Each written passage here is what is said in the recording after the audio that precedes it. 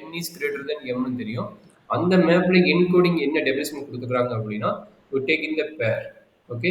இந்த பேர்ல இருந்து என்கோடிங் ஃபங்ஷன் எப்படி நடக்குதுன்னா, எவ்ரி வேர்ட் எங்க இருக்கும்? டொமைன்ல இருக்கும். ஓகேங்களா?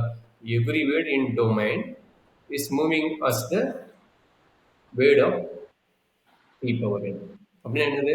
இங்க p1, p2 அப்படிங்கிற வேர்ட் இருக்குதுன்னா, இங்க வந்து e of b1, e of b2, e of b3 அப்படிங்கிற வேர்டு இருக்கு. சரிங்களா? அப்ப என்கோடிங்ங்கிறது என்னது? இங்க இருந்து இங்க ரீச் ஆகுது. அப்புறம் எவ்ரி வேர்ட் இங்க இருக்கிற எல்லா வேர்டுக்குமே அது ரொம்ப ரொம்ப இம்பார்ட்டன்ட். மேப்னாவே என்னது? டொமைன் செட் இருக்கிற எல்லா வேர்ட்ஸும் டிஃபைன் ஆயிருக்கணும். அதுக்கு பேர் தான் மேப்.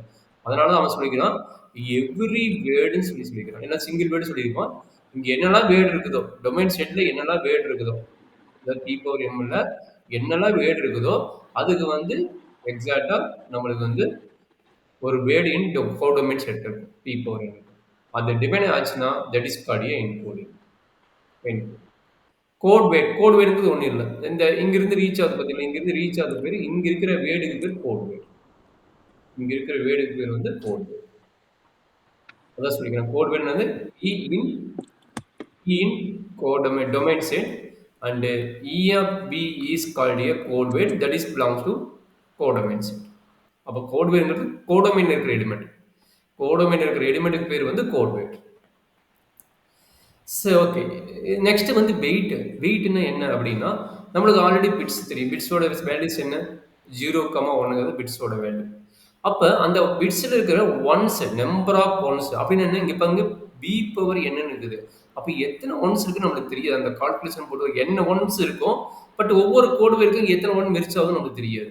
இங்க பாருங்களேன், இப்ப வந்து இது 0 1னா இது 4 விதமா எழுதலாம். சரிங்களா? ஏன்னா 2 எலிமெண்ட்ஸ் இருக்குல்ல. அப்ப 2 எலிமெண்ட்ஸ் எப்படி எழுதலாம்? 0 0ன்னு எழுதலாம். 0 1 எழுதலாம். அதாவது பி ஸ்கொயரோட எலிமெண்ட். இது வந்து பி ஒன்னோட எலிமெண்ட் 0 1 தான். இது வந்து பி ஸ்கொயரோட எலிமெண்ட் எப்படி எழுதலாம்? 0 0ன்னு எழுதலாம். 0 1ன்னு எழுதலாம். அடுத்து 1 0ன்னு எழுதலாம். 1 1ன்னு எழுதலாம். அப்ப இதுல வந்து வெயிட்ங்கிறது மீனிங் என்னன்னா என்ன சொல்லிக்கிறான்? நம்பர் ஆஃப் ஒன்ஸ்ங்கிறான். நம்பர் ஆஃப் ஒன்ஸ்னா இதோட ஒன்ஸ் எவ்வளவு இருக்குது? ஒன்ஸே இல்லை. அப்ப இது 0. அப்ப இது வெயிட் வந்து 0. அப்ப இதனோட வெயிட் என்ன? எத்தனை ஒன்ஸ் இருக்குன்னு கவுண்ட் பண்றீங்க. இதுல எத்தனை ஒன்ஸ் இருக்குது? ஒரு ஒன்ஸ் இருக்குது. அப்போ 1. இதுல எத்தனை ஒன்ஸ் இருக்குது? இதுல ஒரு ஒன்ஸ். இதுல எத்தனை ஒன்ஸ் இருக்குது? 2 ஒன்ஸ் இருக்குது. அப்ப இதுதான் வெயிட். எவ்வளவு ஒன்ஸ் வந்து அந்த கோட் வேர்ட்ல இருக்குதோ, எவ்வளவு வேர்ட் ஒன்ஸ் வந்து அந்த கோட் வேர்ட்ல இருக்குதோ அந்த ஒன்ஸ்கோட நேம் வந்து வெயிட்டுங்க. சரிங்களா? அப்ப வெயிட்டுங்கிறது ஒண்ணு இல்லை. ஒரு கோட் வேர்ட் கொடுத்துட்டானா அந்த பிட்ஸோட வேல்யூஸ் என்ன கொடுத்துருந்தானா அதுல இருக்கிற ஒன்ஸை கவுண்ட் பண்ணீங்கன்னா போதும். அதுதான் இதனோட வெயிட்டுங்கிறாங்க. புரியுதாமா? வெயிட்னா என்ன புரியுதுங்களா? சார் புரியுது. ஓகே. சரி, இப்போ வெறும் ஒன்ஸ் பத்தி பார்த்துக்கிறோம். அடுத்து சம் ஆஃப் த வேல்யூஸ். இந்த மாதிரி சம் கொடுத்தனா 2 bits values different bits values கொடுத்துருந்தாங்கன்னா இது எப்படி ஆட் பண்றது அப்படிங்கிற கேஸ் இது. சரிங்களா? அப்போ 2 வேல்யூஸ் இங்கே ஆல்ரெடி ஒரு எக்ஸாம் கொடுத்துருக்காங்க. இது எப்படி ஆட் பண்றாங்கன்னா சப்போஸ் எக்ஸ் ஈக்குவல் டு இதே வேல்யூ எடுக்கிறேன் 0 0 1 0 1 அண்ட் ஒய் வேல்யூ 1 0 1 1 0. ஸோ இது எப்படி ஆட் பண்றாங்க? நம்ம ஆல்ரெடி பியோட கேஸ் ஆட் பண்ணிட்டோம். 0 அடிஷன் போட்டு இங்க 0 1 இங்க 0 1 போட்டு இதை அடிஷன் பண்ணி எப்படி வரும் பார்த்துட்டேன். அப்ப 1 + 1 2ன்னு வந்து அந்த இடத்துல 0 போடுவோம். மற்ற இடத்துல என்ன வருதோ அதையே நம்ம என்ட்ரி பண்ணிட்டோம். மற்ற இடத்துல என்ன வருதோ அதை என்ட்ரி பண்ணிட்டோம். அதே ஐடியா தான் இங்கேயும். 1 + 1 2ன்னு ஒரு இடத்துல நம்ம 0 போட போறோம். மற்ற இடத்துல நம்மளுக்கு என்ன வருதோ அதை போட போறோம். அப்ப என்னாச்சு? 0 + 1 0 + 1 வந்து 1 0 + 0 0 1 + 1 எவ்வளவு? 2 2 வந்தா நம்ம ஆட்டோமேட்டிக்கா என்ன பண்ண போறோம்? 0ன்னு போட போறோம். 2 வந்தா ஆட்டோமேட்டிக்கா 0ன்னு போட போறோம்.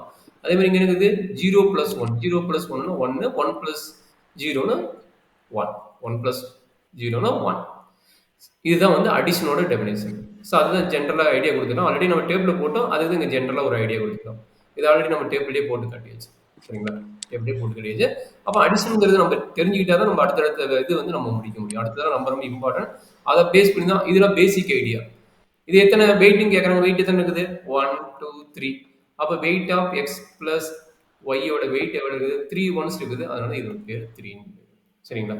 அப்போ ஆட் பண்றது ரொம்ப ஈஸி தான். பட் கேர்ஃபுல்லாக ஆட் பண்ணுவோம். எதெல்லாம் ஒன்ஸ் இருக்குதோ கரெக்டாக பார்த்து 2 டைம் ஒன்ஸ் வந்து அது 0 போட பார்த்து